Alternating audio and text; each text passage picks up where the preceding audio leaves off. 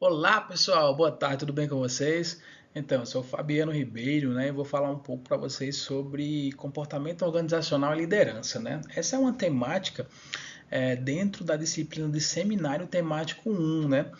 É uma disciplina conduzida pela professora Valesca Félix, né? Nossa professora Val. E eu, Fabiano Ribeiro, vou falar um pouquinho sobre esse tema, né? Percebe-se, né, analisando o tema de forma geral, que o comportamento organizacional ele envolve várias características da empresa, né? Desde, seja dos funcionários, seja da estrutura da empresa, envolve a empresa como um todo, né? Vamos ver um pouco mais como é que isso se dá. Ó, comportamento organizacional, um campo de estudos que investiga o impacto que indivíduos, grupos e a estrutura têm sobre o comportamento dentro das organizações, com o propósito de utilizar este conhecimento para prover a melhoria da eficácia organizacional. Isso segundo Robbins. Ah, temos ainda como objetivo, né, desse estudo que o comportamento organizacional está fundamentado no estudo sistemático do comportamento humano, direcionando ações e atitudes dos indivíduos e de grupos no ambiente organizacional, tendo como finalidade atingir. Então, a ideia do comportamento organizacional, de estudar esse tema, é justamente reduzir o absenteísmo, que seria as faltas justificadas, minimizar a rotatividade, né, que seria a questão de demissões e admissões num curto espaço de tempo, né, aquela empresa que não para ninguém. E com isso também melhorar a produtividade. Então, esses são 3 pontos que o comportamento organizacional busca, né? O entendimento do comportamento organizacional possibilita também mapear os profissionais que necessitam de aprimoramento e desenvolvimento em alguns quesitos, como também identificar aqueles que se destacam em suas funções. Essa abordagem e visão sistematizada garante tanto o amadurecimento como o melhor aproveitamento das competências de ambos.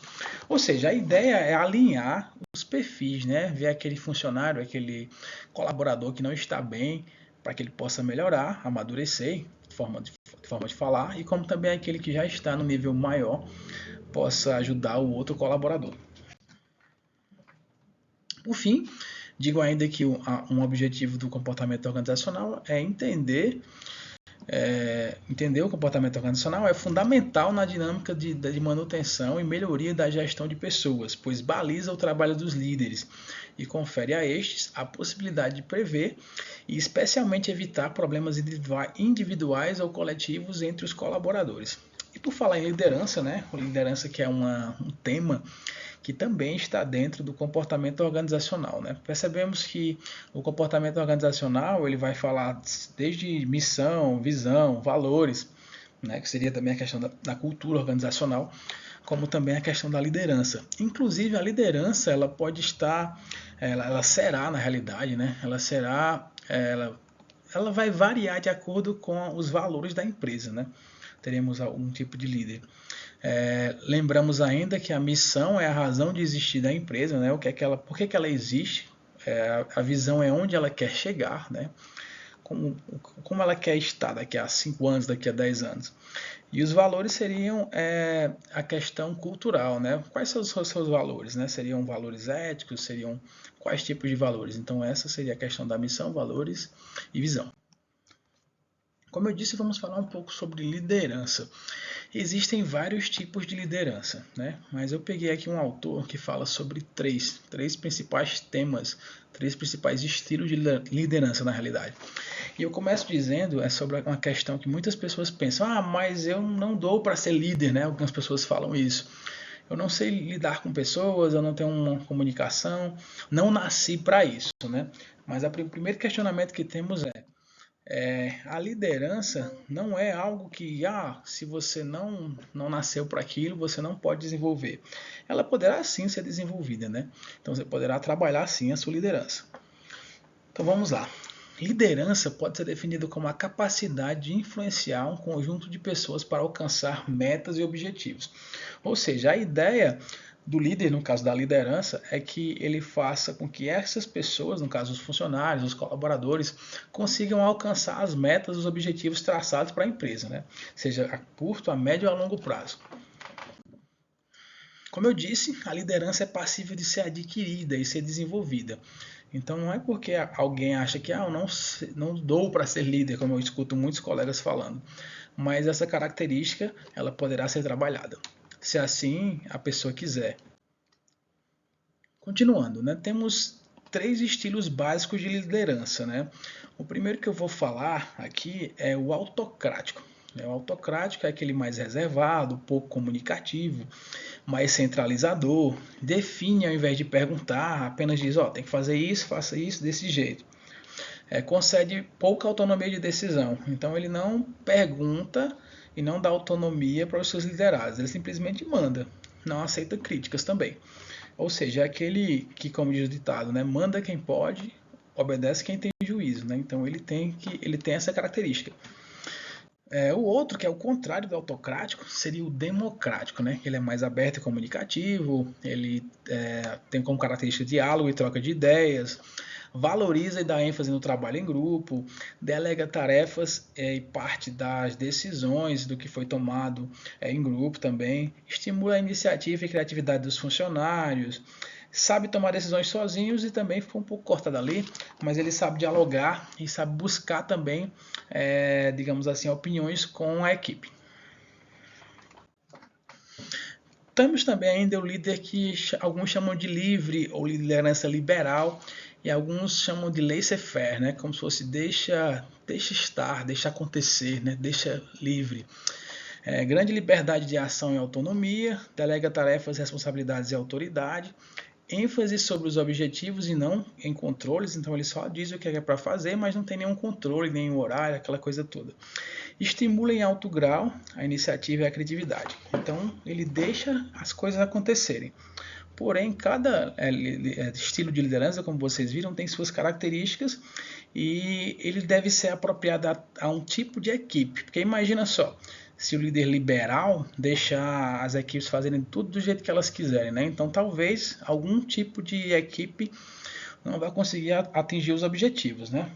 Mas a pergunta que todo mundo faz é, sim, mas qual é o melhor estilo de liderança, né?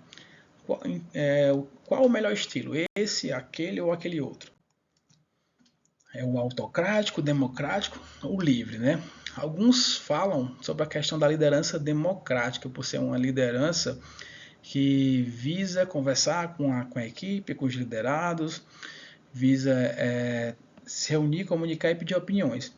Já outros percebem que há uma flexibilidade de estilo de liderança, ou seja, o que alguns autores levantam e questionam e afirmam que a melhor liderança é a liderança situacional, que vai depender dos liderados e também da situação. Então essa, pela minha pesquisa, é o que deve ser buscado e utilizado, né? A liderança situacional. Ou seja, se você tem uma equipe, digamos assim, que ela já tem um nível de amadurecimento, que você consegue deixá-las livre, fazendo tudo o que você delegou, então tudo bem, seja mais liberal. Por outro lado, se tem um estilo de liderança que eles precisam de um pouco mais de medidas enérgicas, né? Então poderia ser o líder autocrático. Do mesmo jeito, se tiver meio termo, precisa de uma conversa, uma reunião, é um estímulo, mas não tão liberal assim, então seria o democrático. Então isso seria o estilo de liderança situacional. Como eu ia dizendo, né, a liderança situacional ela vai depender de como está o nível do colaborador, no caso do liderado. Né? Algumas pessoas podem até pensar, então é simplesmente mudar o estilo de liderança de acordo com o subordinado, de acordo com o liderado. Não é bem assim, né? Eu diria que esse estilo de liderança é um dos mais difíceis, porque cabe também um nível de maturidade muito grande do líder, né? De entender em que ponto, em que nível está o liderado. Por exemplo, estilo de liderança. Né? Dentro da liderança situacional, tem outros subestilos, se assim posso chamar, né? Se assim posso falar.